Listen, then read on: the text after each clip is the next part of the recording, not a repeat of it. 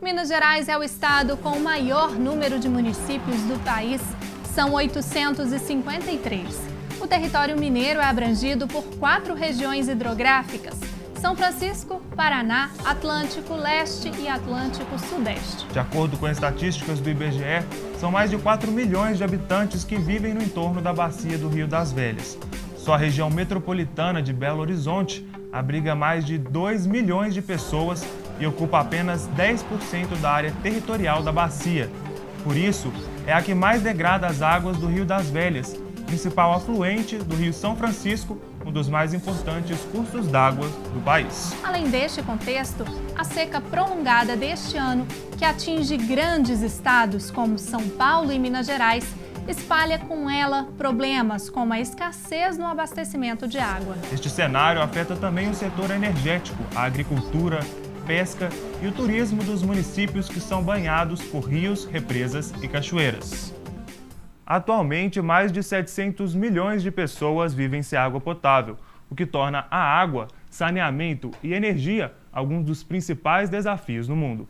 Para falar mais sobre a crise de abastecimento e os desafios dos recursos hídricos, recebo no estúdio o coordenador do Projeto Manuelzão, professor Tomás Mata Machado. Professor, muito obrigado por aceitar o convite e estar aqui hoje com a gente no Revista. É uma satisfação muito grande, eu que agradeço o convite para debater essa grande questão da humanidade. Quais os indicadores e a gestão dos recursos hídricos no estado de Minas Gerais? Nós temos um estudo que foi feito a nível nacional, coordenado pela Agência Nacional das Águas, publicado em 2011, que é o estudo assim, abrangente mais atual que existe. Então tem realidades muito diferenciadas de pequenos municípios e tem a realidade da região metropolitana. Mas naquele momento você teria uma necessidade para investir só em abastecimento de água, não estou falando de esgoto, em Minas Gerais algo em torno de 1 bilhão até o ano que vem. E você teria mais de 50% das cidades, dos municípios, tendo de fazer alguma adequação, 20% tendo de ter investimento para trazer águas de outros mananciais e o restante está mais ou menos equilibrado.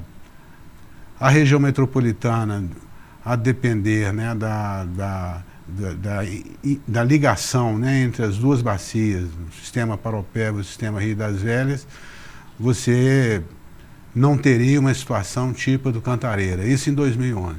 Professor, quais as cidades estão em alerta no estado de Minas Gerais? Nós temos uma região do semiárido, que é o norte de Minas Gerais principalmente, onde é sempre um problema, porque lá tem a escassez de água. Montes Claros, por exemplo, é uma cidade muito grande, importante de Minas Gerais, que requer, e eu acredito que esteja sendo feito, investimento nesse sentido, quer dizer, para poder aumentar a capacidade de produção de água potável, de água de boa qualidade para as pessoas tomarem.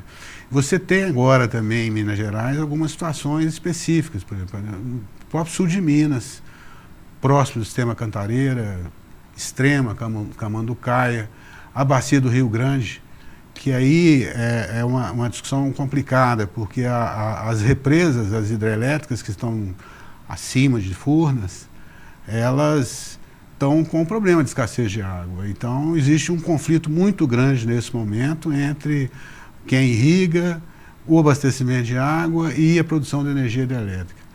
O Brasil, a Constituição é bastante clara, quer dizer, a prioridade absoluta é abastecimento de água. Mas nós estamos tendo um problema, assim, de escassez de água para abastecimento em áreas do sul e sudoeste de Minas, na bacia do Rio Grande. A população ribeirinha, né, da bacia do Rio São Francisco, ela sofre de alguma forma com essa estiagem? Ela sofre inclusive abastecimento de água. Eu já vi no Rio São Francisco, principalmente no trecho baixo do Rio São Francisco, Sergipe e Alagoas, quando o sistema elétrico determina que tem que encher a barragem, porque não choveu aqui, você passa a colocar menos água saindo da represa. diminui a produção de energia elétrica para poder acumular para o período seguinte. Isso faz com que aconteça um monte de problema. Quem irriga deixa de irrigar. Eu já vi, por exemplo, o sistema de abastecimento de água que baixa tanto o rio que não consegue captar água mais. Então tem sim um efeito grande. E nesse momento nós temos um conflito de água, de produção de energia elétrica e abastecimento humano. Há possibilidade de racionamento? Essa realidade está distante ou próxima do estado de Minas Gerais? Olha, ninguém imaginava que pudesse ocorrer tão rapidamente que ocorreu no Cantareira. Se eu digo isso, eu digo também que em 2009 eu vi pessoas dizendo de que um dos lugares mais problemáticos, teria maior escassez de água no Brasil, seria a Grande São Paulo e não o Nordeste. Eu achei que ele estava maluco, mas não estava. Quer dizer, esse estudo de 2011 também, ele coloca, claro, tudo tem que ser feito na região metropolitana de São Paulo. E lá está tendo escassez de água e está tendo racionamento. Com outro nome, mas está tendo racionamento. Quer dizer, eu acho que a gente deve pegar essa questão, esse vexame lá de São Paulo, para não deixar acontecer. E pode sim acontecer, eu acho. E o que pode ser feito nessa situação de estiagem, de seca, para que não haja, por exemplo, um racionamento? O que a população pode fazer para melhorar esse panorama? Os problemas que nós temos de escassez de água são problemas nossos, quer dizer, são problemas da nossa intervenção na natureza. Então, uma das coisas importantes é não desperdiçar água. Né? As pessoas desperdiçam água, as pessoas varrem o chão com água, todo mundo fala isso, mas isso tem que ser uma coisa que tem que ser um investimento das companhias que não investem nisso, porque elas ganham dinheiro com água. A verdade é essa, que se eu gastar menos água, ela vai receber menos. Então elas não investem nisso, quer dizer, tem que investir. Tem que investir também muito nessa questão da perda. Existe um planejamento nacional, mesmo que ele seja muito genérico, ele foi feito pela Agência Nacional das Águas, está escrito lá o que tem que ser feito. Quer dizer, então, não falar que é desconhecimento, não é desconhecimento. A gente tem que ver que está terminando o ano, chegando já em 2015, mas que a realidade está nos mostrando aí, né? Quer dizer, que tem muita coisa ainda para fazer. Professor, muito obrigado pela sua participação aqui no Revista com a gente. Eu que agradeço e parabéns aí pelo programa e pelo trabalho seus. Obrigado. Faltam cerca de 2 meses para as eleições e muita gente ainda tem dúvidas sobre o processo que vai eleger os novos representantes que serão eleitos para os cargos de presidente da República, governador, um senador, deputados federais e deputados estaduais. Nossa equipe foi às ruas saber o que os mineiros ainda não sabem sobre a disputa. Eleições. Tema presente na vida dos brasileiros pelo menos de 2 em 2 anos. Na democracia representativa, sistema adotado no Brasil, os políticos que exercem algum cargo público no país são eleitos de forma direta, ou seja, são escolhidos pelo povo. Mesmo tão presente na vida da população, as dúvidas surgem em alguns aspectos que envolvem a votação. E será que as pessoas sabem quais cargos estão em disputa este ano? Eu acho que é a presidência da República, né? A presidência e a eleição de governador. E não tenho certeza se das cidades, dos municípios. Para presidente, deputado, senador, deputado federal e estadual, né? Não.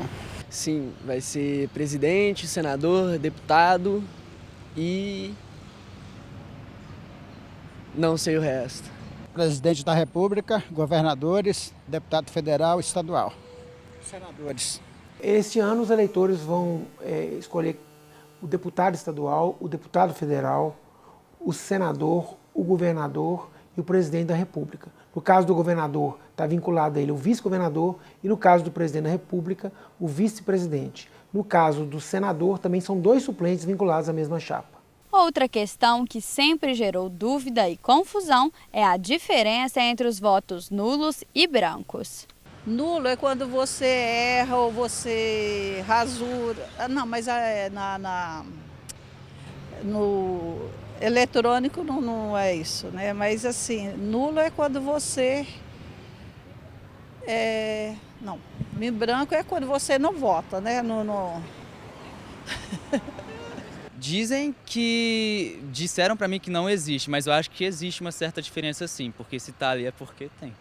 O voto nulo, eu anulo a minha participação e o voto em branco, ele vai para a pessoa que tiver mais votos. Do ponto de vista da legislação eleitoral, tanto o voto branco quanto o voto nulo, eles são desprezados para qualquer fim na hora dos resultados da eleição. Existe uma mística aí de que branco iria para quem está ganhando, ou o nulo, se você tiver mais de 50%, você anularia uma eleição. Isso não é verdade. Eles são utilizados apenas para fins estatísticos. Apesar da proximidade das eleições deste ano, nem todo mundo escolhe os candidatos com antecedência. E será que as pessoas já escolheram os seus candidatos? Não. Ainda não, para ser bem sincero. Eu estou querendo pensar bem, revisar bem minha ideia assim, porque é uma escolha bem difícil. É importante que as pessoas tenham conhecimento da trajetória daquele candidato. Se ele, por exemplo, é atualmente deputado, parlamentar, se ele vem fazendo alguma coisa pela comunidade onde ele está pretendendo atuar, se ele tem um passado que não desabone do ponto de vista da justiça.